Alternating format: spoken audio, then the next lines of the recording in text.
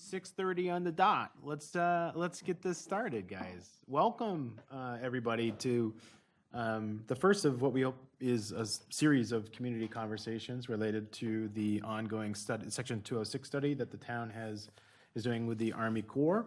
I guess sort of to lay out the agenda for tonight, we wanted this to be a conversation.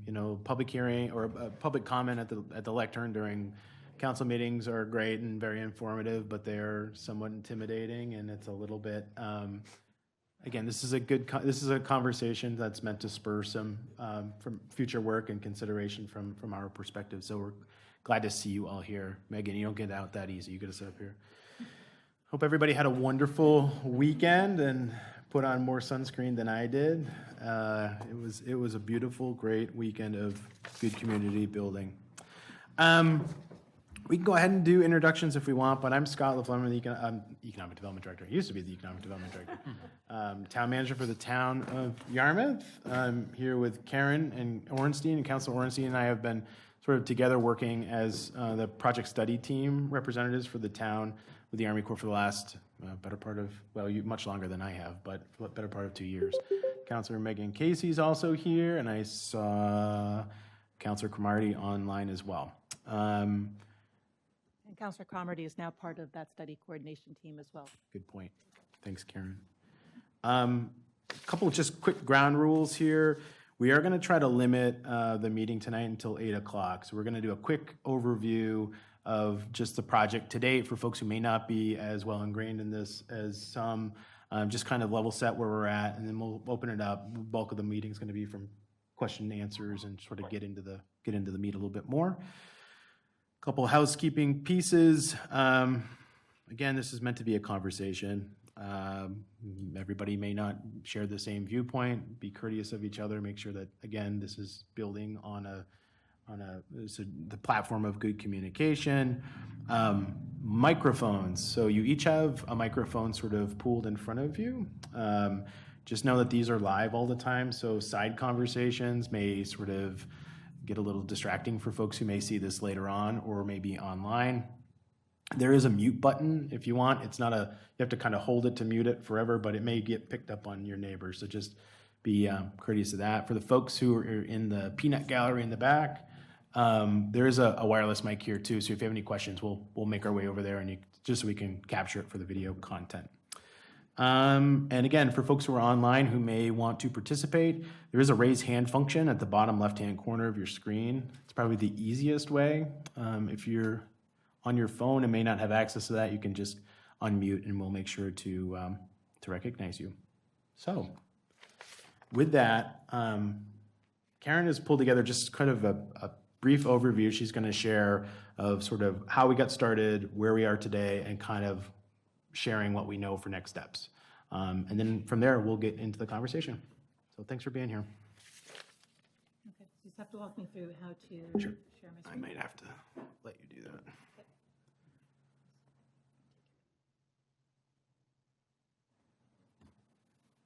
You should be able to share your screen now down the bottom.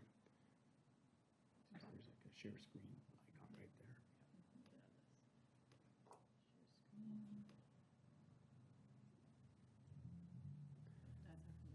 Yep.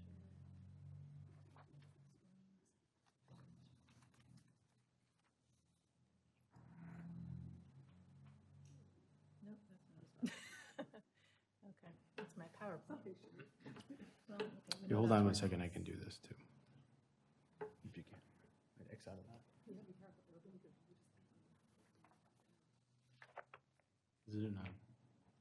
It's in an application, share screen. Should have Oh, it's a Chrome, okay.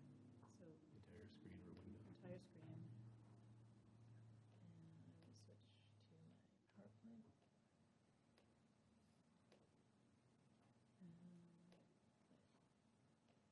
That's not working. Well, then you gotta hit share though. Technical difficulties, folks.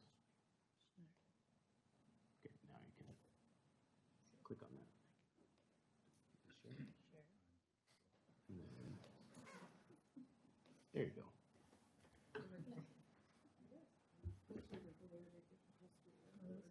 There we go. All right. Hopefully everyone can see this. I did try to use a big font. So here we go. So my section of the agenda is to cover the Army Corps Section 206 program history and relevant updates. And I'm doing this as a representative from the study coordination team. And it's just a quick caveat that I am a town councilor, but we don't speak individually for the town council, but I can speak to you in my capacity as a member of this team that's been working on this project for 2 years now. Okay, so I'm going to cover what is the Army Corps studying, what is a Section 206 project, where are we in this process, and what comes next. And the idea is just to get us all into the same page so we can have further discussion with these in mind. So the Army Corps study started with a 2013 request from then town manager Nat Tupper to the Army Corps to explore opportunities for ecosystem restoration in the Royal River watershed. Why? Because that's one of the things the Army Corps does. Section 206 of the Water Resources Development Act, which is now codified as their Title 33, not that anyone cares, gives them that ability. And Section 206 in particular says that they can conduct an aquatic restoration project if it meets certain criteria. So it has to improve the quality of the environment and be in the public interest. It needs to be cost effective, and that cost can't be more than a total of $10 million. So their first step, which they told Nat after about 7 years they were interested in taking, we'd forgotten that we sent the letter, is to determine whether the federal government has an interest in this particular project. And so they have to see first, does it meet those criteria in the statute? And the Army Corps found in 2020, they issued a federal interest determination document. They determined that it did meet those criteria and that they were interested in working on this project. And a key reason for that is that they believed that it would open up over 135 miles of river habitat for a number of species to be able to go upriver for reproduction and early life habitat. So the next step is to do a feasibility study. So in 2021, we contracted with the Army Corps to conduct that study. And during a feasibility study, the Army Corps does the following. It develops alternative options for river restoration. So in our town, it was looking at the 2 sites where there are dams and fishways, at Bridge Street and Elm Street, and it was also looking at Middle Falls to see whether that was a place that fish would have trouble getting up and if there was a way of helping them. And then it assesses the alternatives, assesses those alternatives, those options, environmental impacts, and what they would cost. So it can do a cost-benefit analysis. Some people are asking, well, why did we contract with them? Didn't we already have a bunch of studies out there? And this is before my time, but I have read the town council minutes, and my understanding is that there was a contingent in town that wasn't comfortable with the studies that had already been done, and they said the Army Corps is a neutral expert. They will evaluate it. They will tell us what they believe is the best alternative, and we can trust them. So the town council went forward and contracted with the Army Corps, and so here we are. The Army Corps has released a tentatively selected plan, TSP. We're going to be hearing TSP a lot. We're going to be hearing LPP. I'll explain that in a few slides. The TSP is their best bang for the buck. What gets you the most benefit, in this case, fish passage up the river, for the lowest cost. And they checked this out for every alternative and every permutation of alternatives, so 18 different options, what they looked at. And so they came up with the following as their recommendation, their tentatively selected plan. And that is 3 elements. At Bridge Street, they say remove the fishway and the dam. At Middle Falls, they would enhance the fish passage around the back channel of Factory Island. And at Elm Street, they would remove the fishway and partially remove the dam. So what is an LPP, or locally preferred plan? That's when the town says, thanks a lot for that recommendation, Army Corps, but it doesn't quite meet the needs of our community. We think there's a tweak. We think there's a different alternative that we should be doing instead. And so we can ask the Army Corps to evaluate a locally preferred plan. And they will do that as part of their report. In the same way that they evaluate their tentatively selected plan, they would evaluate our locally preferred plan. The main difference between those two is that if the LPP costs more, the town would be solely responsible for coming up with the funds for that. So just to give you an example, using round numbers, the Army Corps is predicting that those three elements that I had on the previous screen would cost a little over $6 million. Let's say the town comes up with an LPP that says, for example, and I know we're going to be talking about this, let's do full removal of the Elm Street Dam. And let's say that costs another $1 million. So the first $6 million is being split between the town and the Army Corps, 65%, 35% for the town. But that extra $1 million, the town would have to come up with the funding for that. So now we're talking about money, so let's go over that real quick. The study that we're doing now, the feasibility study, is paid for with $100,000 from the federal government. So they come in, they do that federal interest determination, they don't charge us anything yet. And any money left over from that goes into a contract if we choose to go with one, which we did. And any additional costs are split 50-50 between the Army Corps and the town. If we choose to contract with the Army Corps for design and implementation, so the rest of the design, the construction, whatever it is we're doing, the cost would be split 65%, 35%. But the exception is if we choose a locally preferred plan, the amount of the additional cost of an LPP over a TSP gets added to the town side of the equation. With the Army Corps doing 65? Yes, Army Corps 65, town 35. So that's one of the things that's always cited as a benefit of working with the Army Corps, is that split. So how will we pay for our share? We can pay using grants from foundations and nonprofits, from individual donors, and we can still seek other federal money that's out there. So we could get 65% from the Army Corps, and we could get 35% plus LPP money if we need it from, let's say, NOAA. They're very interested in the sea-run fisheries, and they have in the past had money, and we're hoping they're going to have a new funding cycle this year for dam removals that help with fish passage. We can also use in-kind work and donations. So, for example, part of the plan will be to avoid invasive species taking over exposed riverbank, and that's going to be a project that we're going to have to take on as part of this. Well, we can take it on with volunteer hours, going out there and reseeding the exposed riverbank. We may be able to get donations of seeds. And then there's going to be easements that we're going to need to get for work sites where there's going to be equipment or we're going to need access to locations. And if the landowners are able to give us those easements as a donation, we can get the value of the easement as part of our in-kind, part of our what we have to provide as our share. So what are the next steps? The next Army Corps meeting is August 13th. They're going to have a public meeting with questions and answers, and they're going to talk about a pretty significant issue, which is something that a lot of people are asking, which is what is the river going to look like? How is it going to change? What will be the velocity? What will be the depth in different places? Will canoes and kayaks be able to pass through? And what is the width? How is that going to change? And then in late August, early September, they will issue a draft written report explaining how they got to their tentatively selected plan. So far, they've basically told us, but this is how they're going to show us how they got there. And we'll have public meetings surrounding that. The issuance of the draft written report kicks off a 30-day public comment period. This is a statutory thing. This is an Army Corps thing. This is not a town council thing. We don't have a 30-day period. We want to keep hearing from everybody. We want to hear before the 30 days. We want to hear after.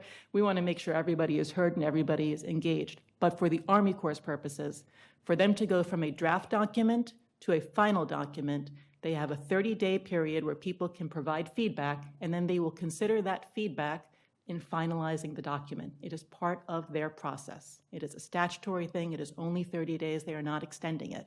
So the goal from the town's perspective is to make sure everybody is ready to go when that 30 days hits. We want you to understand where we are in the process, what this report is talking about, so and have public meetings where it is explained in detail so that you can participate effectively in that process. And then sometime in 2025, probably, they will issue a final report based on that draft report that takes into account public feedback. And if we have asked for it, would include a locally preferred plan with the same amount of detail as a tentatively selected plan that they came up with. So we often are asked, what is the town doing in all of this? So as Scott mentioned, we meet every 2 weeks with the Army Corps and we report back out what we learn. And the minutes of these meetings going back to when Nat Tupper and I started this are now on the town website, on our webpage about the project. You can read through all of them in order. You can pick and choose, up to you. Town Council has not made any decisions. Town Council has not been asked to make any decisions. There's nothing right now to decide. And that 30-day period is not a deadline for us to make a decision on how we're going forward. We need to read the draft report. I don't know how anyone can make a decision without reading the report. And we need to hear the community feedback. So everything that people send to the Army Corps in the public comment period, we will have access to. We will be seeing at the same time, and so we'll know how the community is responding to what the Army Corps has put out. And the other thing that we're doing is we are working hard this summer to educate the community so that when that draft report is issued, you can participate effectively. So we're doing this meeting tonight. I'm going to be at the Royal River Alliance next week. We've got this meeting with the Army Corps August 13th. I'm at the farmers markets if you want to come and find me. I'm wearing my town council, town t-shirt, answering questions. We have an FAQ, frequently asked questions. A lot of people in this room contributed questions. I thank you for it. And I've tried to answer as many of them as I can at this point, and I've got a few more to get through from that list. And then we have a web form. So if you do not see your question answered, please send in your question or say you haven't answered this aspect of it, and we will get the answers up there as soon as possible. That's important. That's sort of a living, breathing document where, as we continue to receive questions that are important to answer, we'll continue to add to that FAQ. And once Karen wraps up her presentation, oops, I'm wrapping up. Apparently it's gone. I can show you really quickly kind of where we're at and where you might be able to find that information, just while we're talking.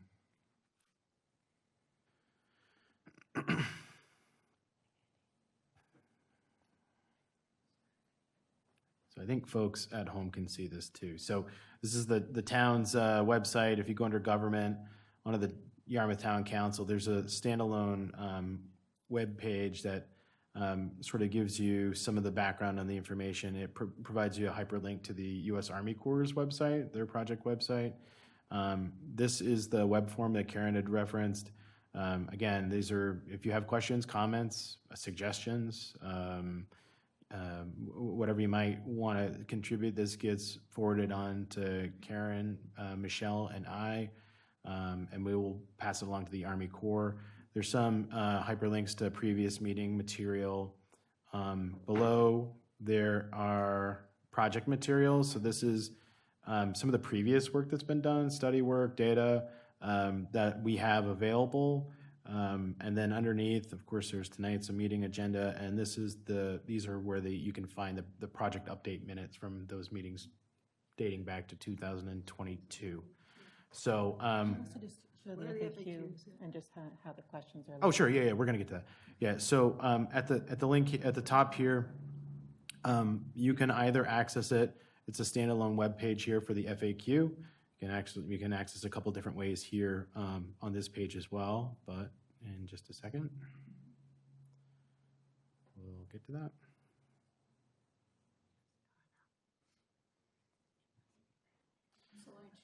Apparently, lots of excellent questions, and I do want to just sort of like thank everybody for their help and sort of ushering this along. I mean, for a long time, and I think part of the reason why, here we go.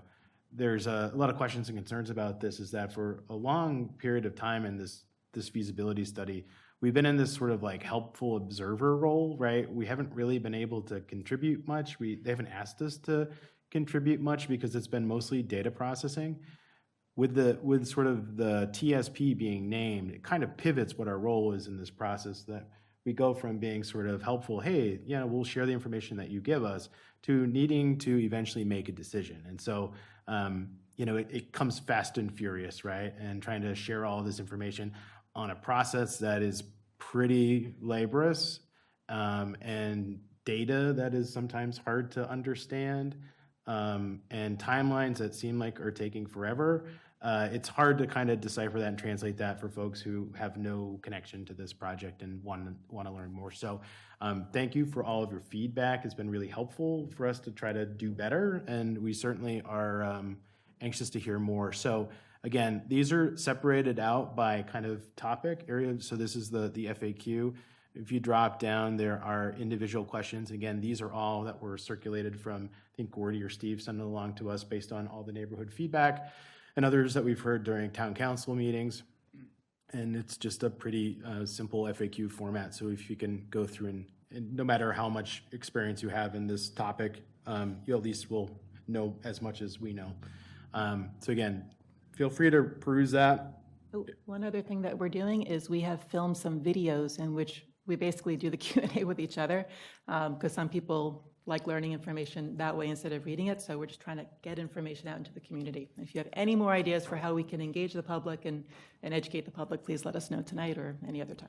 Yeah, and then in addition to that, we have a series of, come on over.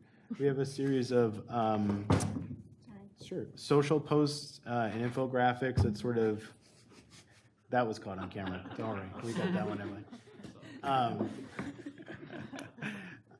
Again, to just kind of use all of our communications channels and figure out the best way for people to access that information. So with that, I think we'll open it up. Councilor Bates or Casey, you have any other things you want to add? Or Karen? No? Did we do introductions before I got here? That's Randy Bates, everybody. Yeah. Right. He's fashionably late. It's okay. I apologize. I think there's one other thing that I want to mention, and that is that there is no baked-in answer here that the town council is secretly harboring. You know, this is an open process. We are waiting for information. We are waiting to learn things. We will be clear with you about what we know and what we don't know. But we are waiting to learn more from the Army Corps, and the August 13th meeting and the draft report are going to be important components, as will your feedback. I will add to that that's why I'm here. I think that's why Randy's here. And Michelle, we're all here to learn the questions that you have and the concerns that you have, and to learn more about this, because every time Karen talks about it, I learn more, so it's excellent. So with that, I think we'll open it up, and just if you could just mention your name so that we can respond to you if we have questions that we might not be able to answer tonight, that'd be great. Steve, you want to give us kick it off? Hello, thank you. I'm Steve Ryan. I appreciate it, and I know I sent a couple emails to a few of you. So Karen, appreciate it. I did not know the frequently answered questions was up there, so that's new. I'll peruse that on my own time. But thank you. I think this is a good first step for all of us, to sit down and have some of these discussions. I'm the one that drafted the 9-page thing along with help from numerous people in here. So, and those are just a lot of the questions that we have as people that live along the river, use the river, recreate on the river, and realize that the river, if this goes through, could be changed and will be changed forever. So, I have a couple questions, multiple parts, so I can pause in the middle, and then obviously pass the baton down the road. But removing the dams is not the only way to successfully allow fish passage in migration. According to the Department of Maine Resources in 1981, 2 years after the completion of the current fish ladders in the Royal River, and 4 years after stocking Sabbath Day Lake, over 50,000 ascending adult alewives were estimated. Alewives in the 1,000 continued to ascend until the study concluded in 1988. Are we in this room familiar with that study that ended in 1988? And then why and when did the town stop maintaining the fish ladders that exist right now? I don't really have a ton of context on the ongoing maintenance of the fish ladders. We could find that out pretty easily. I suspect, and Karen can probably speak to this more when it comes to the sort of identifying or prioritizing one fish passage sort of option versus others. I suspect that the Army Corps, look through all the relevant data and all the relevant studies to sort of evaluate those different needs and best practices based on the work that they do. But did you have anything else? And I suspect there's a couple of people who have more details on this than me. No? We're saying no. Okay. My understanding is that the local Fish and Wildlife Service in Maine Landis could probably fit in. Sorry. Yeah. oh, Landis, I should point to you, has basically declared these fish ladders to be defunct and not worth maintaining. Despite that. Yeah, and that- so I'm part of a group. I'm not the head or anything like that. We go down, we move rocks around to allow them, and there are fish that go up it. They've seen them on GoPro cameras, put them in it. They've now sent them to University of Southern Maine to determine exactly what type of fish it is.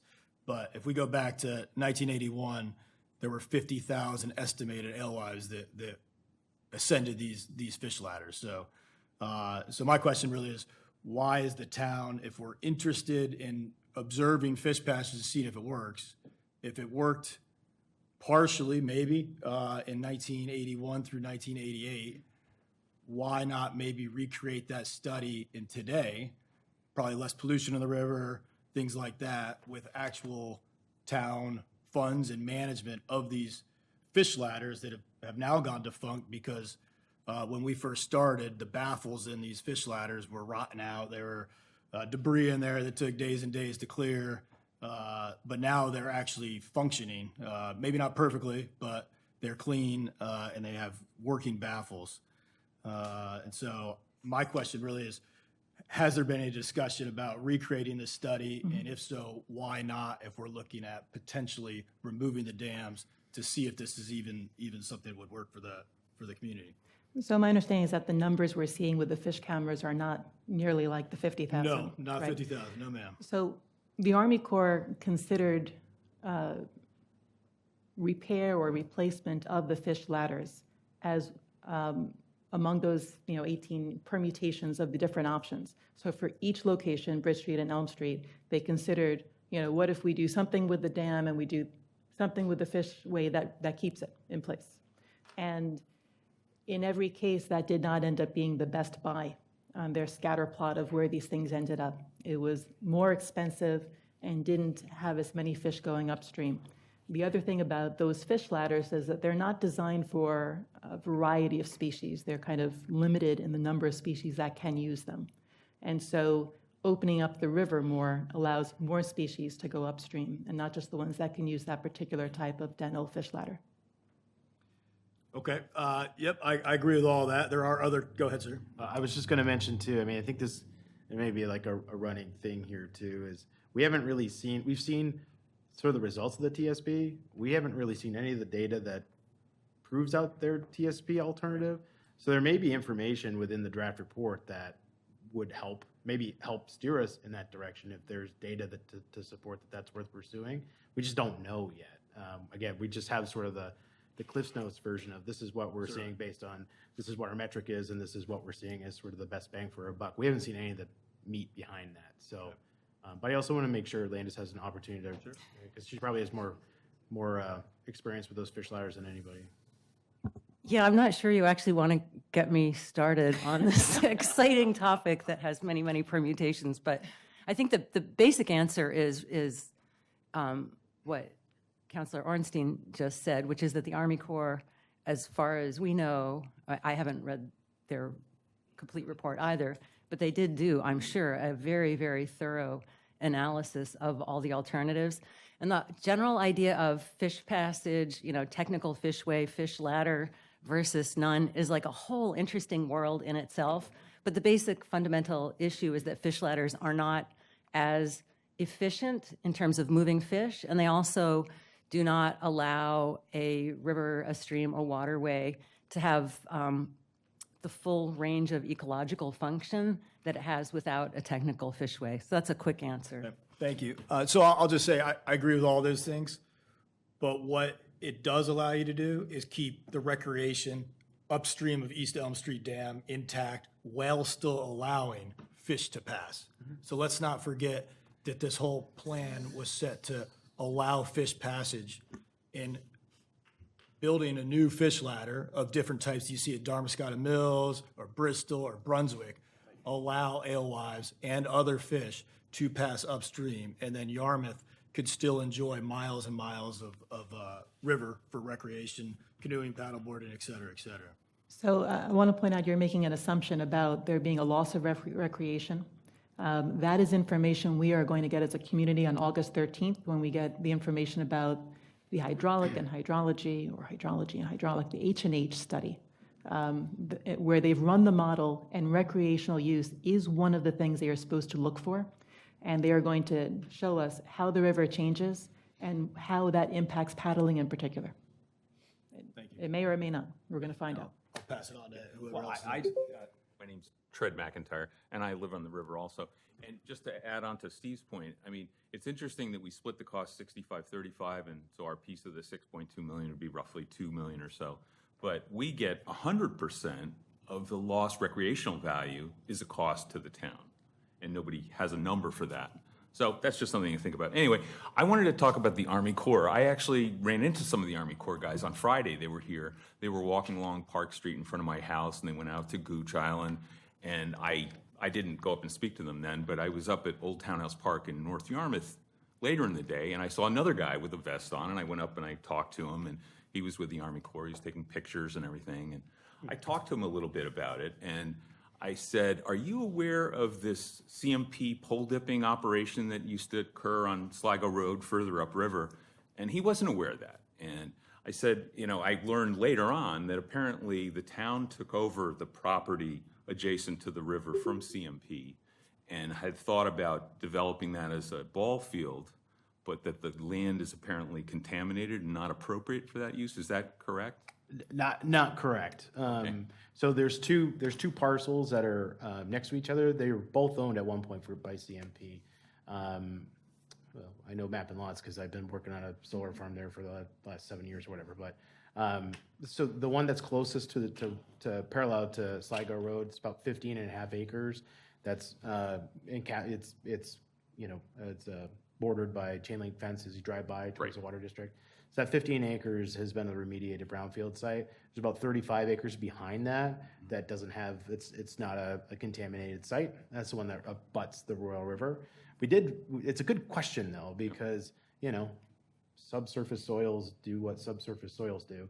We did flag that with the Army Corps. We haven't gotten any response yet on that, but we did flag that to our project manager as something to consider, because I can't remember, maybe Lindy, maybe it was you mentioned it the other night. It's a good question, and it's certainly something that we don't have an answer to right now, but it's worth considering.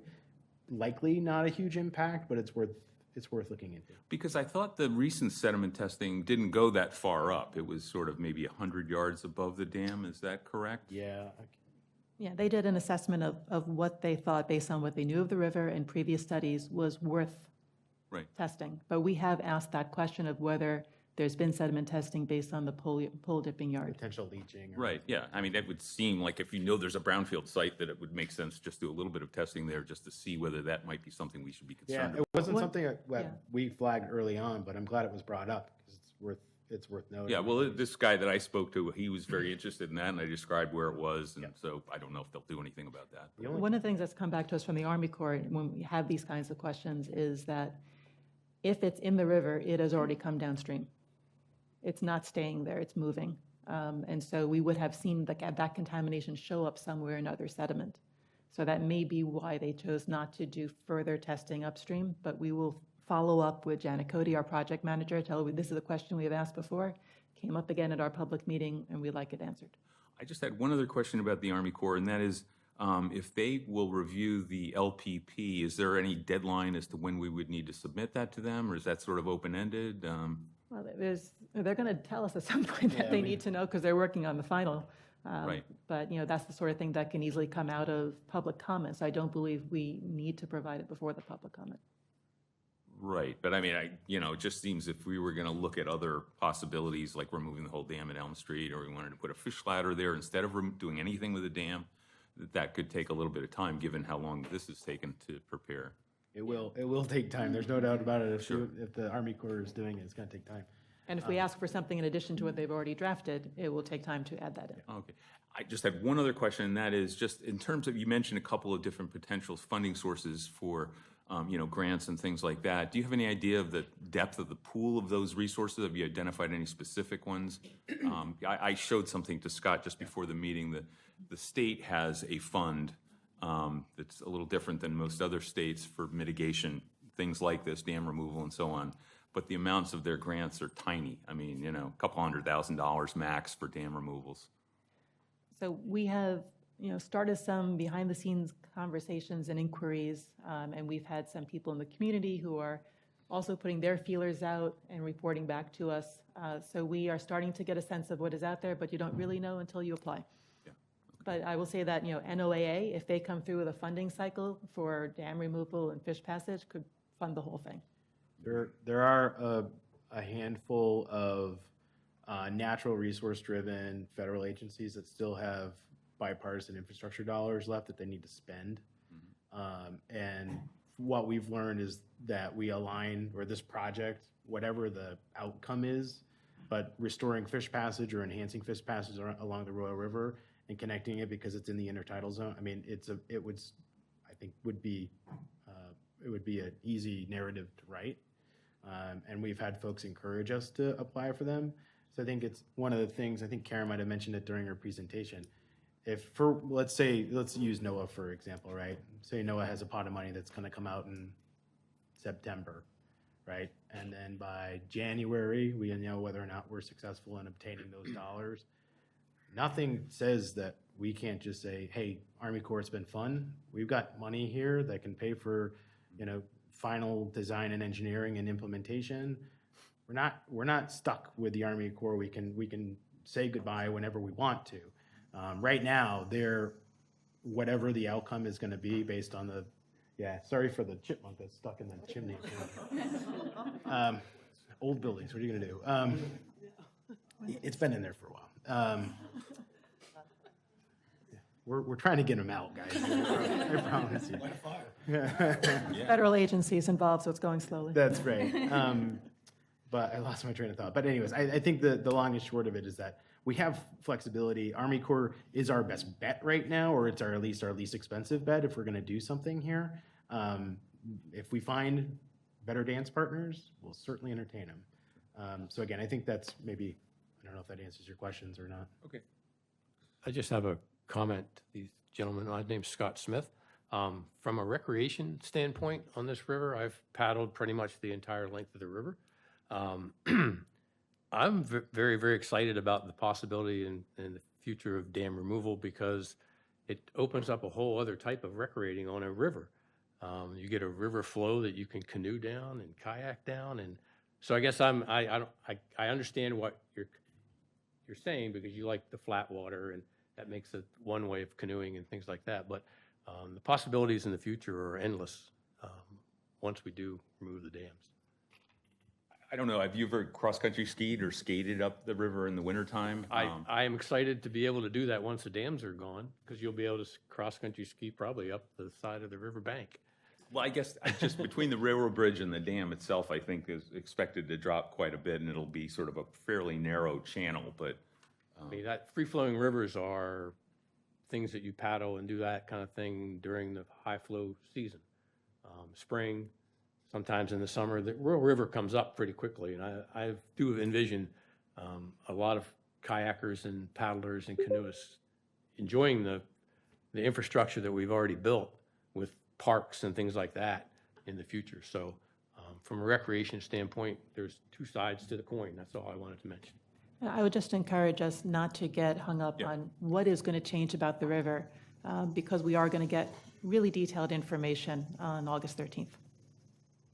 Question. My name is Bruce Hathaway. I've lived in Yarmouth all my life, okay? And I'm going to ask a couple of questions. Has anything been studied on fish ladders against taking dams down? In this project, the Army Corps has evaluated what it would cost to replace the fish ladders or repair them. Yep. And what kind of numbers of fish you would see if you did that. And they have done a cost-benefit analysis looking at how many fish can get through and how much would it cost. And their assessment is that those numbers are not as good as removing the fishways and removing the dams and letting the fish go up where the dams were.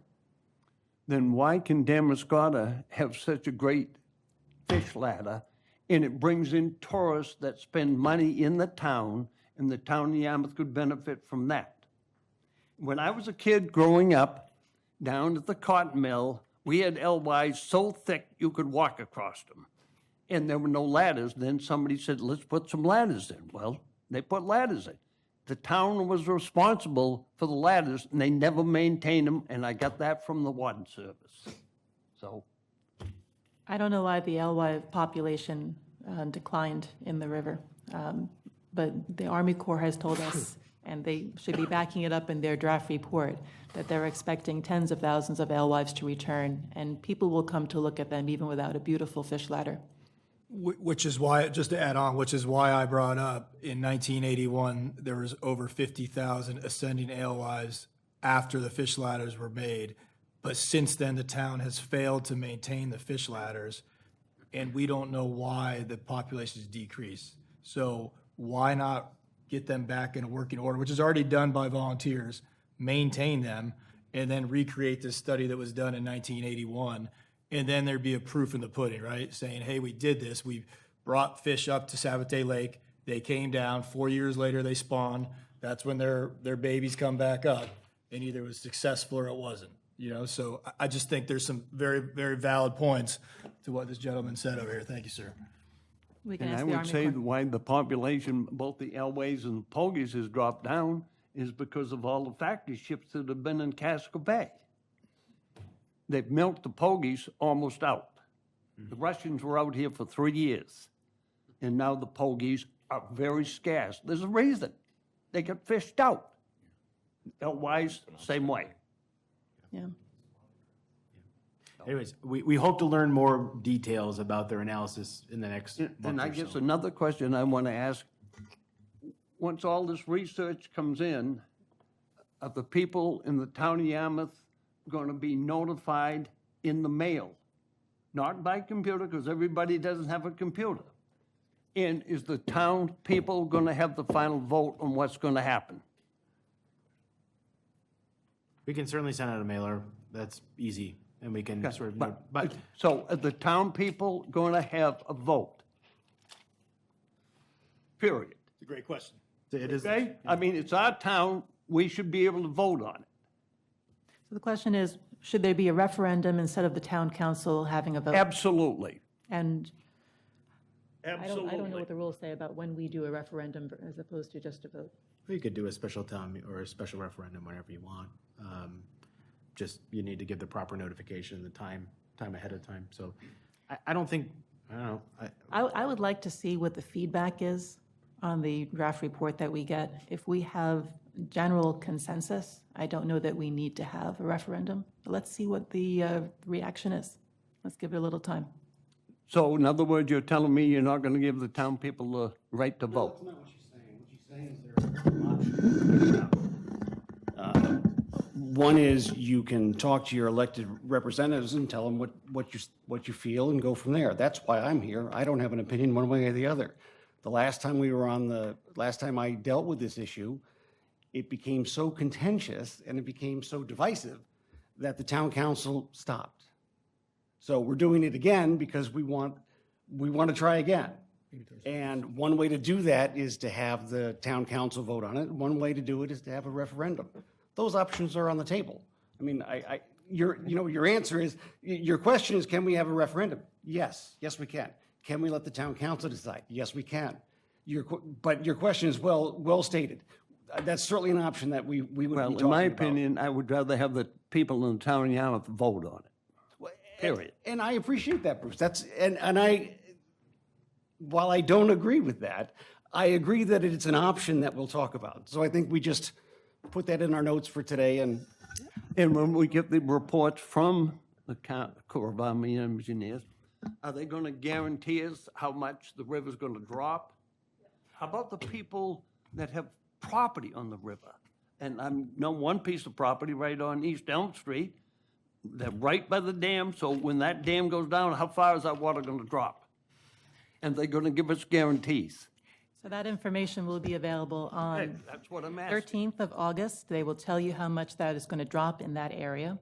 I do want to mention one thing about having a town referendum. With a town council vote, we are taking into account not only the views that people share with us in town, but the views of other stakeholders. The North Yarmouth contingent is a stakeholder group that we need to listen to. The water is going to drop in front of some of their homes. Yep. It's going to change their use of the river in some ways. And if only the town of Yarmouth votes, they will have no voice. Whereas the town council, will have communicated with the select board of North Yarmouth and taken into account what their views are as well. I hope you don't mind if I add a little more information or try, and I don't think I even introduced myself before. My name is Landis Hudson. I'm a resident of Yarmouth, and I work for a nonprofit, Maine Rivers. So it's interesting to hear questions, but I'm a little worried that there's some apples to oranges comparison going on. I think it is really wonderful for everybody to visit Damascotta Mills. It's a really interesting place to go, but it's very difficult to say that Yarmouth could create something exactly like what they have. Damascotta has a huge lake right at the top of the area that they've been managing for their alewives. We don't have that, and it just really completely changes the configuration. So it takes time to think about what different types of species will benefit from the type of restoration work that the Army Corps has been analyzing. And I also want to answer or attempt to throw a little information. You were mentioning a work that was done in the 1980s by the Department of Marine Resources. That's also difficult to analyze because it was done in a very different time and with different ideas than we have now. So for instance, the idea of stocking Sabbath Day Lake, which may have been done a few decades ago, is not the kind of thing that people would be doing currently, because there are natural barriers in the river between Sabbath Day Lake and Yarmouth. So it's difficult to look and say, okay, well, that's what happened then, and if we do the same thing now, we'll get the same results. It's a different time, it's a different place, and we have to take time to learn what was happening then. Before we go on, I think I totally interrupted you. You were about to talk, and I started talking, so sorry about that. You're next. Go, Okay. Claire. Thank you. My name's Debbie Landry. I live in Yarmouth. Just wanted to ask the Fish Passage representative, do you happen, Congratulations, Steve. Just live in town. do you work with the Fish Passage, the Royal River Fish Passage Group? I know them and I have worked to help, yes. My understanding is they have been able to get fish over the Bridge Street fish ladder, but not the Elm Street. And I also remember reading about that publication from the 1980s. They're able to see fish get up the Bridge Street ladder, but I don't think they were able to get up the Elm Street ladder. So I think what we have right now is the possibility of fish climbing Bridge Street, but not very strong evidence that the Elm Street ladder is working. Does anyone? Yeah, hi, my name's Mike Ting. I live in Yarmouth as well. I think there's been plenty of, at least in regards to that particular note, from even previous studies that showed that those granite ledges in Middle Falls are the predominant obstacle for fish migration upriver. And so the idea of restoring a river by chipping away granite that's been there for thousands of years and placing large boulders in the river where they naturally are not found in order to potentially increase fish migration makes no sense to me, because those granite ledges have been there for thousands of years, untouched by man's hands. And so the idea of the tentative selected plan, a part of which involves removing ledge, making that channel deeper, that side channel deeper, and placing large boulders, seems inconsistent with the concept of eliminating the dams, because those were made by man's hands, and we've somehow obstructed the Mother Nature from doing what it was intended to do, so we're going to reverse time and restore the river. It just seems like we're making the same mistake. Now we're using our hands, going to make changes to the river, and I don't think that's what we should be doing. But on the other hand, again, I'm just curious I spent all this. Mike, before, if you're changing topics, could I respond to Oh, what yeah, you yeah, just said? please. Okay. So 175 years ago, this river was teeming with fish. They were able to get up Middle Falls. And the question is, if nothing's changed, why would we need to do anything? And the assumption is that when there were umpteen factories built over the river, including that huge factory at Factory Island, they did change the falls in some way, and that we have to do something to counteract that. Then remove the Factory Island, The remnants of the factory. the remnants of the factory. You're saying that the island itself is not natural? Well, no, you're saying that we built all these, somehow when we built these factories, we changed Middle Falls, right? So I'm assuming that, again, we're making a lot of assumptions here. I don't think anybody here was around when the factories were built. Even when they burned down. So are we assuming that, that modifications were made to that ledge?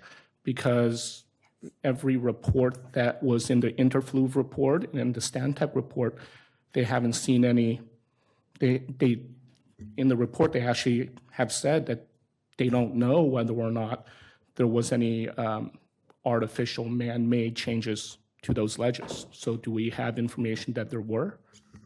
Well, we know that the back channel was impacted, and we know that there was an effort made not too long ago to Correct. remove blocks, and I don't know that all of them were removed. Correct, So the back and I channel may think have been how Landis- the fish got up in the past. We Yeah, don't know. and I think that was how I met Landis.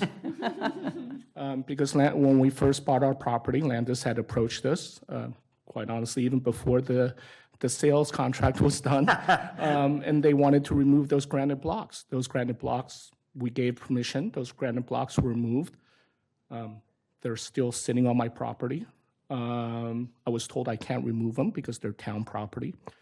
And If you'd like so, to follow up about that afterwards, we Yeah, can have a yeah. conversation. so I know that obviously there was a footbridge there that traversed that side channel. Again, we don't know that information, right? Let's wait. I don't even know what the U.S. Army Corps of Engineers want to do with that side channel. I just think the idea of man artificially remodeling something, again, we're making the same mistake. Anyways, but let me just ask two things. Number one, I appreciate all the updates to the town website. I only wish that this had happened 3 years ago. And I wished the town would have done more outreach. I really don't have I don't have an opinion on whether the dam should stay or go, because I just don't have the information.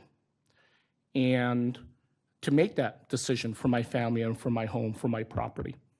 And so in the half an hour's time, I was able, through the town's tax maps, figure out that there were about 28 property owners who have property that directly abuts the Royal River. And as part of that outreach, I would be hopeful that the town would do more to reach out to those property owners on an individual basis. I get that this is not a NIMBY thing, okay? But it's sort of the people that are going to care the most about this are the ones whose property are directly affected. And so I think that NIMBY term is really pejorative when it's used in this context. So I would like the town to reach out to those 28 owners by letter, make sure that they get them, because I don't know who here has property that directly abuts the Royal River. And no one else is. And so they should be notified. More than just an ad in the forecaster, more than just the town page is great. But before this modern transformation, no one really used it, except to look up the transfer station hours. Mike, thank you very much. This is exactly the kind of feedback that we asked for, and we certainly can send out letters and make sure that people without are a doubt. aware. I do want to just say that when we first started working with the Army Corps and for the first year or two, there was no study coordination team. Nat Tupper would reach out every month or two to Dr. Reed, and maybe she would respond within the next 2 months. And so there was no information, and there was no study really going on. And it's really, the efforts of the study coordination team that are getting us information and getting it out to the community. We've sent information out to people who have raised their hands and said, we are interested, but we are now being more proactive, and that is a great idea to reach out to the abutters. So, and one other thing. I assume when this information comes out, again, going back to whether there should be a town vote or a town council vote, again, don't really have a huge idea of that yet, but I like to think that the town council will remain impartial to this. And the members here have stated that they are. But part of me thinks that that's not 100% true, because you have had some town members publicly support one position or another in the press, even before the study has been reviewed. So if you're going to have the town council vote on this and limit the input and the decision to the town council, then I think those town council members who have already taken a public stance on this without the report available, they should recluse themselves from that vote. Yes. I totally agree with you, sir.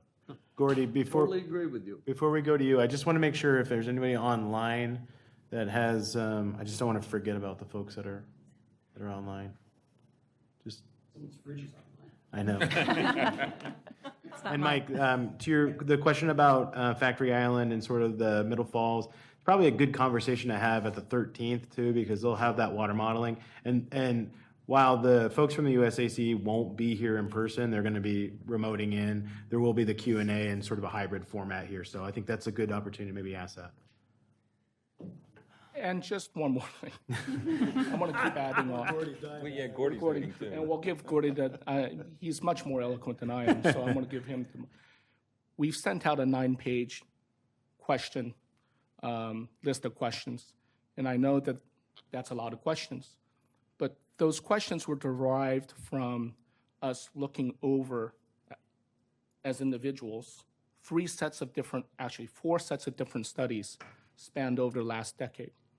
So if the U.S. Army Corps of Engineers is a neutral arbitrator of this, and the questions we ask is because those are the questions that have conflicting information on those previous reports. So it's been a month since we've sent those questions in. I'm hopeful that the U.S. Army Corps of Engineers, I'm hopeful that the Town Council will press the U.S. Army Corps of Engineers to actually answer each one of those questions. Because they're going to have to explain why their information is different than some of the other ones found in those reports. But they haven't responded yet, so I'm hoping that they would. A lot of the responses are already in the FAQ. Great. But I'll take another look and see which ones we haven't gone to yet, and if it falls into that category, and if I need their help answering them. Mr. Clark. No, thank you.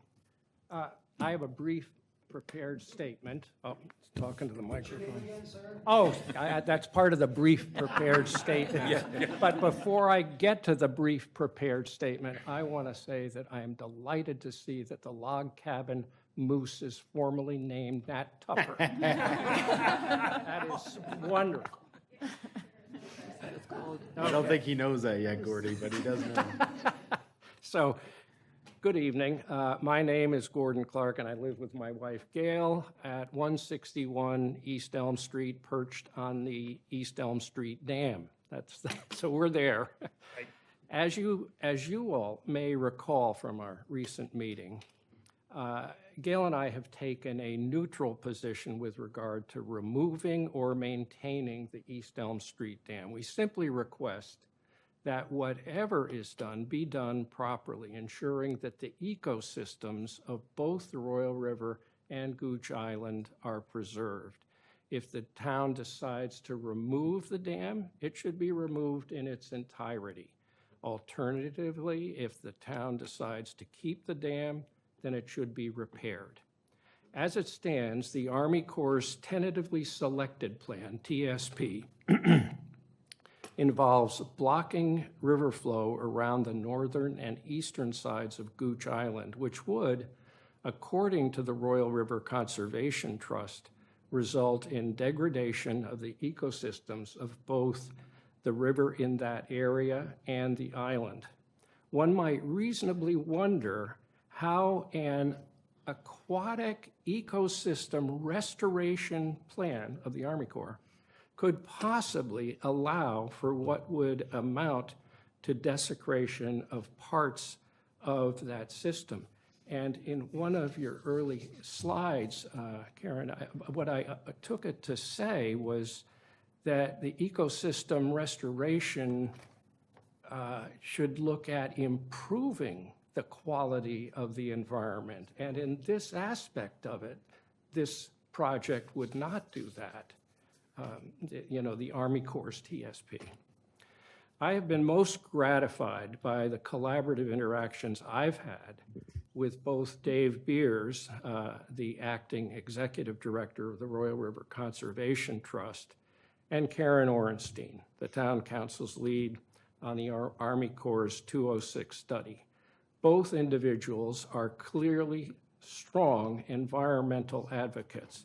I have been heartened to learn from Karen that the town can, in conjunction with the TSP, do a locally preferred plan of removing the remainder of the dam through additional federal funding along with grants. I thank you, Karen, for your enlightened leadership in this momentous undertaking, and thanks to all of you. In my response to that, how old is that dam on East Elm Street? Does anyone know? How many hundreds of years? 1880 or thereabouts, I believe. I think about 1880? 1847. I think around 1847. Okay, so if you had a house in Yarmouth that was built in 1847 and you're gonna tear that down, wouldn't you, the people that own that house, they would run right into a brick wall. No way in the world you're gonna tear that. That's history of Yarmouth, and that dam is the history of Yarmouth. We Period. can do a 6-month moratorium. Emily? I just wanted to say thanks for all the work that you've done to the website. I think it's great. Emily Bryson. Emily Bryson. Yeah, thank you, Karen. I think it's awesome. I'm really excited to look at it and explore it, and it's so much more digestible. And I appreciate that you've listened to what we had to say and acted so quickly on it. And I really appreciate all of you. I had a couple of quick questions. One, the August 13th meeting, is it going to be recorded? Yes. Yes, we'll record all meetings. Great. This one's being recorded. This is also being, we'll circulate this as well. So. Great, so everyone can watch me. Sean zoomed in on you while you're doing that too. And then my other question, I was just really curious about you had the slide about the funding, and you talked about the in-kind donations with the volunteering and the real estate, which I hadn't thought of before, and it's interesting to me. And I don't understand how that works. Would that be like the federal government would give funds to the town for volunteering efforts, or would that be like the town? It means that, let's say the town has to come up with $2 million for the project. We could say $1,500 of that are our volunteer hours from today, working on reseeding the shoreline. It gets credited towards what our percent of the bill is. From the federal, From so the- the federal yeah. government would be like, oh, So yeah, so we judge that your time is worth $20 an hour and you put in 1,500 hours or whatever. Yeah. So we don't have to hire Something. somebody. Yeah. right, right. So it's either volunteer hours or use of public works equipment, or to Karen's earlier point, there might be a few access points that we're going to need to have limited easements for. there's a value to that as well. That's in kind, so it all gets credited towards what our balance is for our responsible balance for the. So yeah, so it's a payment in lieu of funds.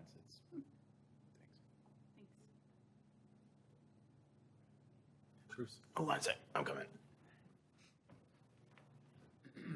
Comedic style. Test. Hi, I'm Bruce Druin, 30-year resident of Yarmouth, and I'll admit, I've been on the Royal River Alliance committee for the last 5-6 years, looking at the river restoration options. I just want to mention a couple things in regards to fish passageways and a couple other things that the Royal River Alliance has done and researched. First of all, just for context, the Department of Marine Resources was the party which built the fish passageways. They basically leased the rights to build fish passageways from the town, and went ahead and did one, and then a couple years later did the second one. And those leases have expired. After a number of years, the state or the DMR chose not to fund the maintenance of the fish passageways any longer. And in fact, at one point in time, they issued a letter basically saying they weren't worth trying to restore and utilize. And we have that letter on record. And Landis would know more about this because she's built a lot of them, but technical fish passageways require constant maintenance. So there's a cost factor, and I'm sure that's figured into the TSP and all, but there's a cost factor for the town to actually maintain them. And secondly, technical fish passageways, you have to tinker with the water levels, especially if you're trying to get more than one species of fish to go up the technical fishways. So there's a lot of work to be done to maintain good quality fish passageways, and the town, I guess, could possibly make a decision to try to do that. The fish passageways that we have been looked at, and some of the studies that you guys have cited, and it says that basically they weren't really well designed at least by current day standards. There's too many sharp corners, and I don't know, the angles are wrong, and they don't hit the strongest section of the river flow, because the fish like to go towards the deepest, fastest water, and these passageways are more on the side and don't really work that well in that regard, even if you put new baffles in them.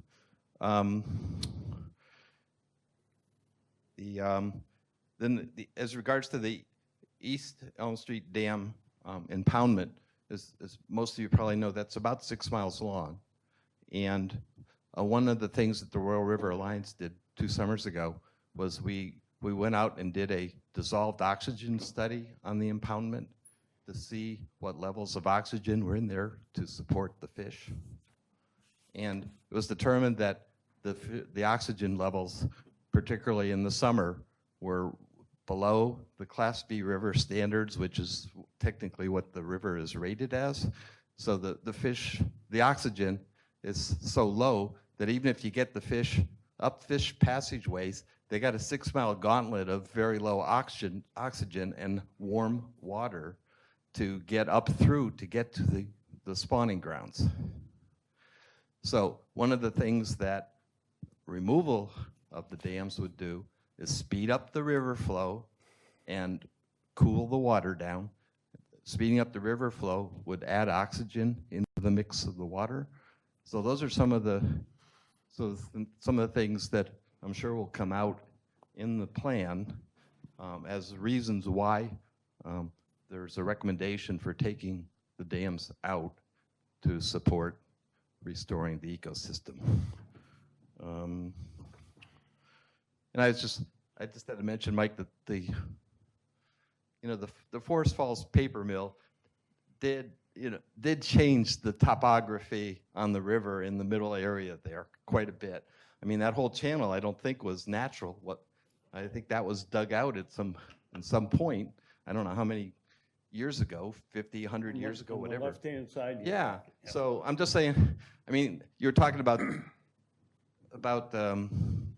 stuff being natural. Well, the dams aren't natural, that channel isn't natural, so we don't know, exactly how the fish got up past Middle Falls, but they definitely did. There's a number of interesting studies and reports that were done in the state.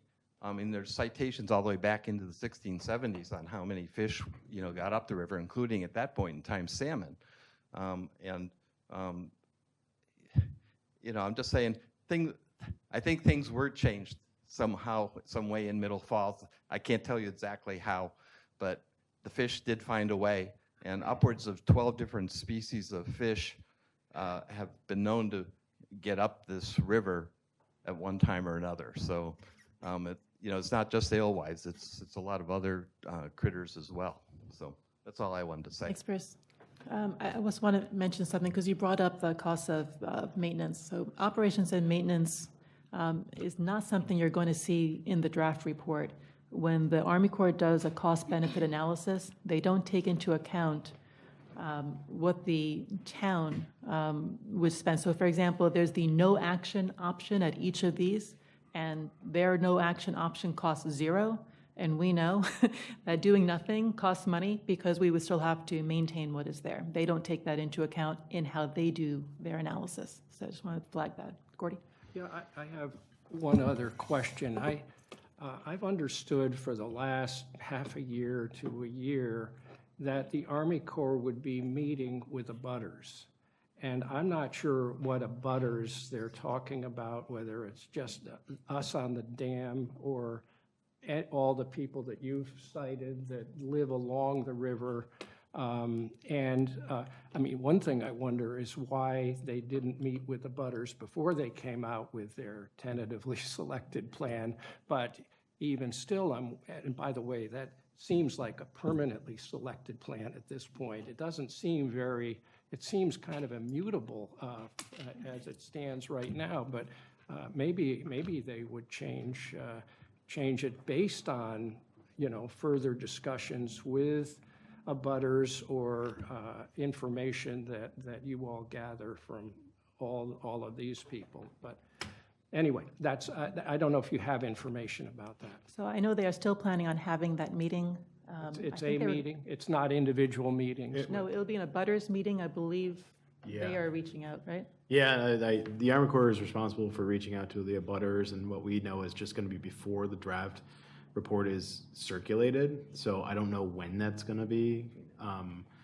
But again, it wasn't for the entire 28 residential unit users. It was a much smaller number of folks. It's really focused on the people near the dams and in between them. 3 different project sites. So they're or not proposed interested in project talking to me. sites. I'm all the way up near North Yarmouth. They don't care. That said, They should, but No, it's okay. I mean, There are but probably I'm other over by people that would Gooch Island, and, I think for them to walk around for a few days or even months, I'm there every day, and I can tell you what it looks like in August and how low the water level is, and I can tell you what it looks like in March when we get one of those big rainstorms, and, I think that's really important information. I mean, sure, Mike and Steve, see the other, and Ed, too. yeah. I have pushed back on the TSP and the Gooch Island issue, and they're standing firm on it because of the way they do a cost-benefit analysis. They do not view a wetland as a bad thing. They protect wetlands in addition to river environments. And so they view a wetland as just fine. If it doesn't add fish passage, it doesn't change the cost-benefit analysis. It just adds cost. I don't know that it is worth fighting with them when they aren't the deciders. We are.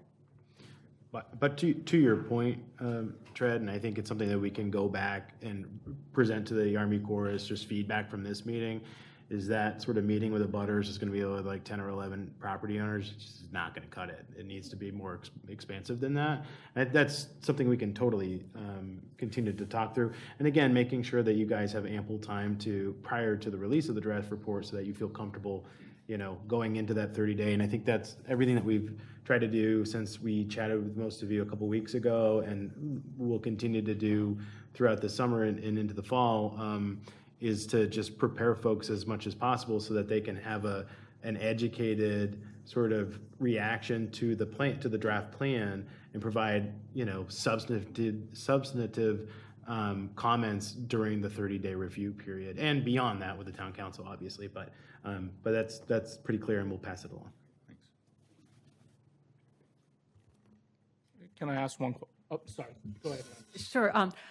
I guess I was hoping to find out what the logic was behind the partial versus full dam removal recommendation from the Army Corps. I'm a little disappointed we didn't hear that tonight, but just put that in as something I'm hoping to hear.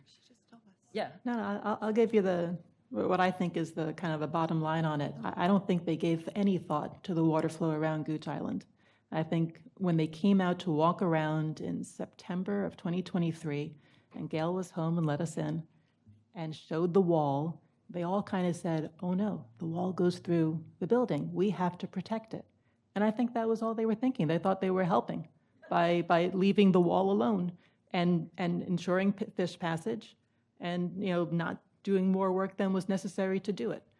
When we asked them what happens to Gooch Island, they didn't have an answer. They had to go run the model and then start getting approval to show us the answer, which you see is extending with all the quality control and levels of review into August, when we're going to have a meeting where they're going to show it to us. This should have been known already. This shouldn't be news that they're looking into. So I think they never thought about it. They weren't worried about wetlands in general, and they were just really focused on protecting that wall. I think they thought they were helping. So then my question would be, what other things did they not think of? We'll get this, but there's going to be other things that as a town, we're going to have to come up with that they didn't think themselves. I think that's very important, that we don't just take this as a black and white document, and we truly look at an LPP. And Karen, in an email you sent earlier today, it said, identifying a project as a community is what you said. How are we going to do that? And I previously asked someone on town council, can we create a committee? And I was told, no, it was too contentious last time. Well, there's a number of people here that serves on committees for the town of Yarmouth. And I think, why not create a committee? Even if it is contentious, create a Royal River Restoration Committee, and let's see where it ends up. Let's see what ideas are thrown.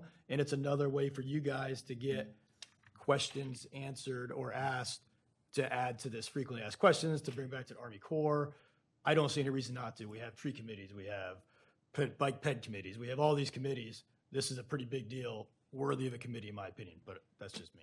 I think with the expanded outreach that we're doing this summer, the expanded engagement, the meeting that we're going to have in August that we're going to be present at and listening to the questions, I don't know that a community committee focused on this is going to do something that we can't do without such a committee. The committee that I would like to propose, the one that I really need, is a committee with people from the community and stakeholder groups who bring special expertise, who can look at an Army Corps report and say, here's what they're not saying, here's what they're not getting right, or here's how you translate the data. So people who are good at technical and grant writing, people who have project management experience, people who know about state permitting. This is the advisory group that I think, or I kind of think of as a brain trust, that I would love to put together going forward. We need experts on this. I don't know that anyone I could pick from the community knows better than anybody else what we should do. We should all be listening. We should all be engaged in asking questions and coming to meetings and doing public comment. But in terms of having a committee, I would love to pull together some experts from the community who are ready to help out with that and land aside. I'm looking at. So if we're potentially looking at an LPP because of this Gooch's Island issue that's not going to be addressed in the Army Corps, it was kind of referenced earlier with TRED. How long do we have to develop this LPP? Is it 6 months? Is it a year? Is it 5 years? Like you kind of said, there at some point they're going to say, provide us something that we can work with, and then. If it's a shorter period of time, year, 2 years, 3 years, are we actively looking at other options right now? For instance, are we getting quotes or estimates about doing adding a fish passage, a new fancy dancy one that allows all different types of fish to come up, as opposed to, I'm not talking about the D-nail fish ladders, but a nice one. No, like the Damariscotta one. There's numerous variants out there, There but is yes. money out there that is not taxpayer money from our town for fish passage and dam removal. You will not find that money out there for a fish ladder. So you're asking for a very expensive project that I don't think I can find you the money for without turning to the taxpayers who are already very upset with us. Have we looked? That's the truth. Do we know that for a fact, or are we just saying that? If you look at the presentation that the Army Corps gave us when they did the TSP, Did you? they're estimating 24,000 alewives can pass with their TSP. With, fish ladder option, the next best thing is 12,000. They do not believe it will be as effective. And that's where the Brain Trust can come in and saying, well, are they right or wrong? Yeah, and I'll just go back to that Department of Natural Resources one from 1981 that had over 50,000 the first year. So again, the numbers are what they are. They don't all add up. You know what I'm saying? So if they only expect 24 to 26,000, yet in 1981 you had 50,000, that's double the number they're expecting in 2024. So But don't look at 1981. it's not, but hopefully the river's cleaner, right? So we have, Go ahead, Deb. so we have 2 fish ladders. If 50,000 fish get over one, it doesn't mean that the same 50,000 will get over the second one. You have loss, you have a slow decrease, and so that your population gets smaller and smaller the more ladders they have to climb. But the point I was making earlier is the Elm Street fish ladder is not functional. And so it doesn't matter how many fish get over the Bridge Street one, you'd have to rebuild. Not only would you have to rebuild the dam because it's pretty old and needs repair, and we've been told that it needs repair, but you'd also need to build the fish ladder. So the cost for each fish ladder on average is certainly over $1 million based on.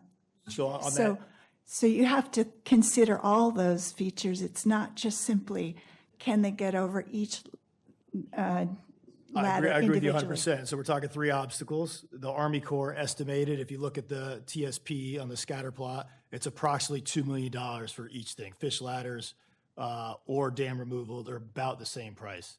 So has anyone given thought here as an option? Maybe you remove Bridge Street. Maybe you do the chipping of ledge at Middle Falls if you can't figure out another way to get them up there. So now they're making it up to East Elm Street. And then you do a fish passage at East Elm Street where you then keep the river as it is upstream of East Elm Street, and you have a new modern fish passage that is allowing the fish to go up, and we keep recreational opportunities. Yes, people have looked at that, and yeah, it's worth talking about it more. However, there's no simple, easy, or cheap solution. I understand that. I understand nothing's easy, so everything has a cost. And Yeah, it but- depends partly on the focus of the particular species, and some will work well with certain types of fish passage. So and others going back won't. to my LPP question, should we not now start really looking at different options and variables instead of waiting if the LPP is going to be a limited amount of time? So that's where I was. That's kind of what I was going to say. I think it would be helpful if you, Scott, or Karen knows, because I don't know exactly either, to clarify the process of if we do an LPP, when we do it, and how we do it. Does it come? I'm sure it does not have to be done in a 30-day period between the release of the report and the Army Corps, because that would be impossible. But so, what is the timeline, and how does that work to make an LPP? I think that would help everybody to know. If you know. It's something we can go back to our project manager about, but my sense is there's no particular deadline, but the longer we wait, the longer it will take them to finalize the report, and the more expensive it will be as they go back and add that information in. Do they need to have the LPP before they release the report at the end of August, early September? No. Okay. No, Okay. So you mean a final report? Yeah. final report, that would include the LPP. The LPP is not in, there is no LPP in the draft report. Yeah, but I think to Karen's point, I don't think there's a real deadline beyond needing to make sort of continual progress on this, right? At some point, the town's going to need to make a decision on what we want to do going forward. But I think the only thing that we'll need to consider is, there's time associated with that, which it's taken 7 years to get to where we are now. So what's another couple months? But also there's costs associated with it as well, because we're extending out that project contract. So that's something else the council will need to consider within LPP. And again, it's been a pretty expensive project so far. So, Mike? Can I ask one last question? Karen, on your presentation to us, there was I believe it was either the second or third slide. You had mentioned that the U.S. Army Corps of Engineers essentially subsidized the study for $100,000, right? Was that what it looked like? For the federal interest determination. For the federal interest determination. $100,000 of a study Yeah. comes from the federal government, and it is generally used to see if there is a federal interest. So that's even before there's a contract with the town. Sure. They're spending their own money to see whether they want to study it. And there was a little bit left over from the $100,000 that carried over for the study when we did decide to go forward with the contract. So based on that, we've obviously contracted out to the U.S. Army Corps of Engineers for the study. How much is that study? Because I mean, Scott shared some information with me. We've spent in the last 4 years $300,000 out of the dam maintenance fund. We've pulled money out of money set aside for the dam maintenance fund for the study. So there's only $50,000 left in the dam maintenance fund. So when we contracted out in 2020 to the U.S. Army Corps of Engineers, what was that contract amount? Is it $300,000? Is it $400,000? Do we know? I believe that our share of it would have been less than $300,000 in that initial contract. Yeah, that's true. I don't have the But specific that number did not hold because the Army Yeah. Corps backed out of it. They said they didn't know how Dr. Reed had come up with those numbers, and they couldn't justify them, and they made us come up, pay a larger amount. Yeah, so we've paid $300,000 out of a dam maintenance account for a study to remove the dams. So, yeah, I think that. But the idea was when Dr. Reed came and presented this to us, and we Yeah. in 2020, 2021, she said, "Oh, this will be 12 months. It'll be 12 months, and then you'll have your answers, and you'll know what to do." And so it didn't seem like we should be paying during those 12 months to, Yeah. repair a dam when the answer might be take it down. And then that process has stretched forward, and it's always been a question of, at what point is it, do we need to do something with the dam or not? And if it's not been an emergency, the sense is, it's like with an old car. Like, am I gonna, repair the thing that I'm about to get rid of? I don't know. No, I get it. I just was trying to figure out that discrepancy. I think $13,300 in a span of 4 years is not a lot of money to maintain the dams. And so, again, that's why they're in such disrepair. I can't imagine why. The logic escapes me why we would take money from a dam maintenance fund to fund another research project when we've already funded 3 looking at dam removal. That's all. I mean, we can call it river restoration, we can call it whatever we wanted to call it, but in the end, 1 or 2 dams are meant to be removed.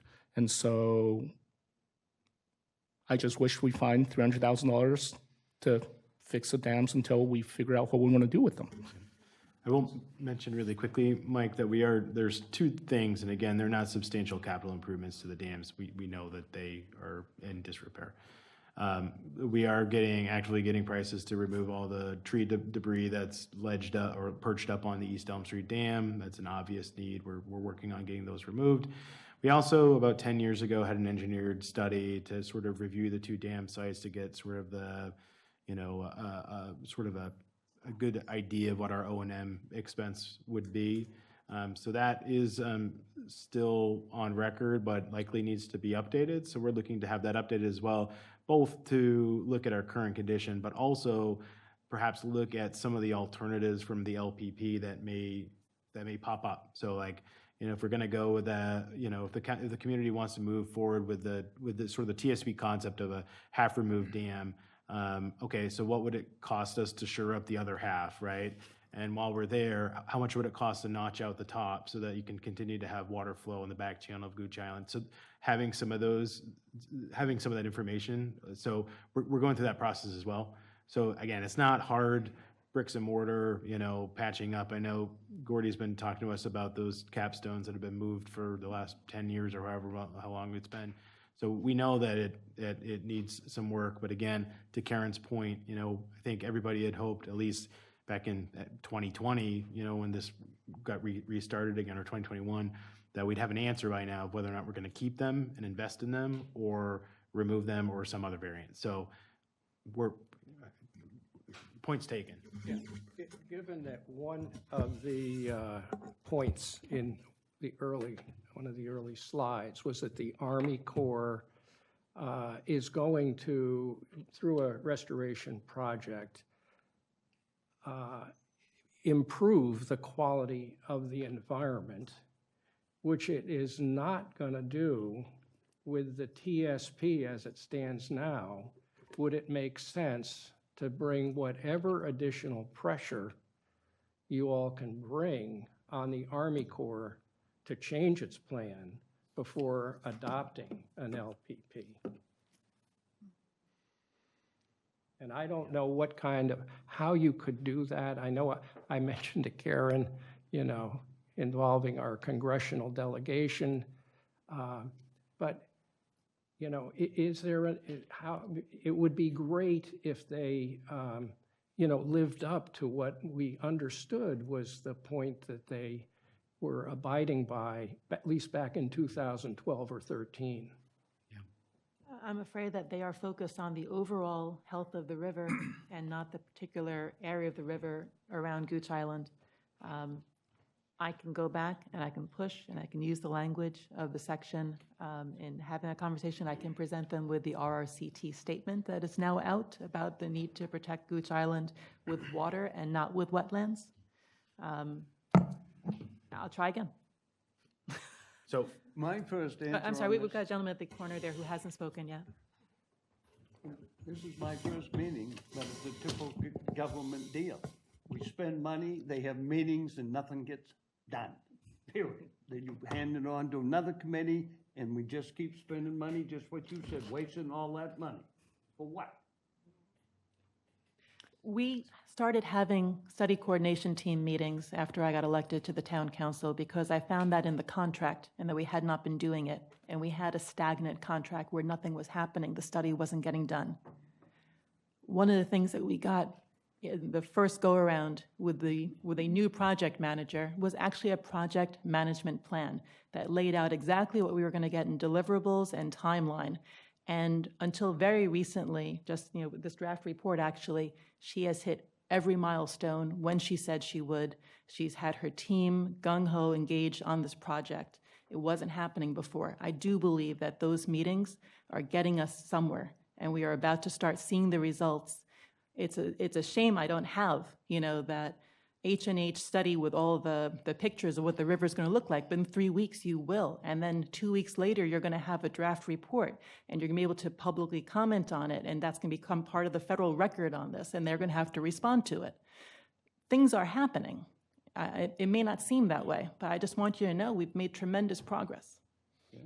Okay, I just, I kind of put our cap at 8 o'clock. I wanted to make sure that everybody has a chance to share what they want to share, though. So Ed, if you want to share your thoughts. Sure. Ed Gervais, if you stand on the Elm Street Dam and you look downriver, you're looking at my house. First of all, I want to thank all of you for your good work. This is tough stuff. It's an important decision that has to be made, and there's certainly a lot of different dimensions that need to be weighed. I think from my standpoint, in terms of community, I just hope that we do a careful weighing of all the costs and benefits. There's a lot of dimensions to this, the historical aspects of the dam, the recreation and so forth, need to be accounted for. And I think, from what I'm hearing right now, that process is underway. We're hearing lots of different opinions and information and perspectives. From a personal standpoint, I'm anxious to see the report that's coming out. Where my house is could potentially be significantly impacted by the removal of the dam. I don't really have a strong opinion one way or the other, whether the dam is removed or not. I am anxious about the Gooch Island, both from a personal and, I guess, community perspective. I'm the one that kicks the kids off that are having the fires and out there with their hatchets during the summer. So reduced water flow around the other side of Gooch Island has that potential impact. So anyway, I think this is a good process, and I'm looking forward to more input. And I know it's going to be hard without that report to get into too many details. One question I do have is, in round numbers, the Army Corps estimates to $6 million to do the project. Are they bidding that out, or are they doing the work themselves? So they would hire an engineering firm to do the design and construction firm. But I just want to mention, because Scott mentioned it earlier, we don't have to hire the Army Corps. And from what we're hearing from people in the community who know this kind of project management and dam removal projects, the Army Corps' price is pretty high. And so if we did go it alone, we would hire our own project manager. We would hire, through them, the right people to do all the work, and we would bid it out. And, the estimates that, people are kind of forwarding to me seem like it's not the expense that the Army Corps is saying. Yeah, I think the Army Corps would be the first one to tell you that they do projects really well, but it's going to cost an enormous amount of money and take forever. They'll tell you. Sure. No, so if we do bid it out with somebody else, does that mean we lose the money from them?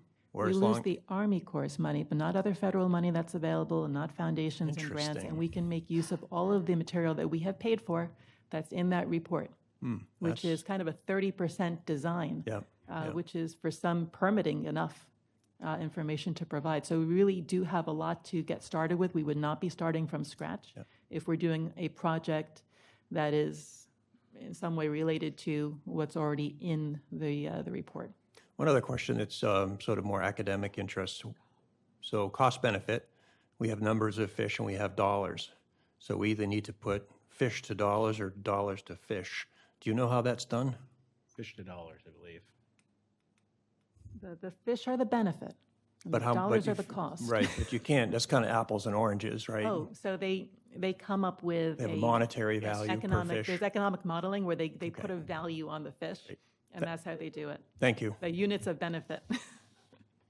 Sure thing. Yeah, sorry, I know we're edging up on the cap, or well over it actually at this point, 7 minutes over. My name is Richard Quayle. I live on Portland Street, and it sounds like, and I know from a little bit of experience, that this public comment section of the next step is a really important part of this process in order for the Army Corps to respond to all those things. And if we're considering a different locally preferred plan, in order to have that record preserved so that they acknowledge each of our concerns, it's a really important step, and 30 days goes by very quickly.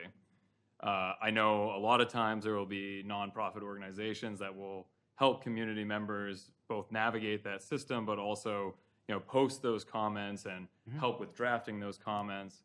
I wonder too if the town has any plan for helping facilitate that, to make sure that it's accessible on our website and whatever else they can do to really make it easy for community members to engage with that process. That's a great question, and it may be an opportunity for us to use that web forum or web form to collect during the 30-day comment period and send on behalf of the residents. It might be something that we could do, but I think we're more than open to, if there are creative solutions here, to make sure that folks have ample opportunity to share their thoughts and make sure that they get delivered to who it needs to be delivered to, just on a sort of the basis. I think we're open to whatever and however that might be able to help.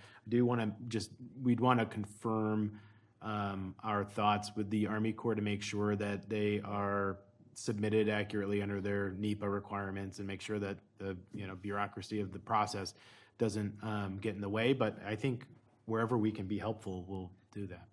Cool. Thank you. Thanks for that. Well, unless there's any other questions, this again was a phenomenal conversation. We appreciate you all being here and participating. Again, the August 13th meeting is going to be at 6:30 in this room. There's going to be hybrid options, so you can tune in from home or show up here at the log cabin. representatives from the U.S. Army Corps will be here virtually sharing their the H&H modeling and building in substantial time for question and answer, just like tonight.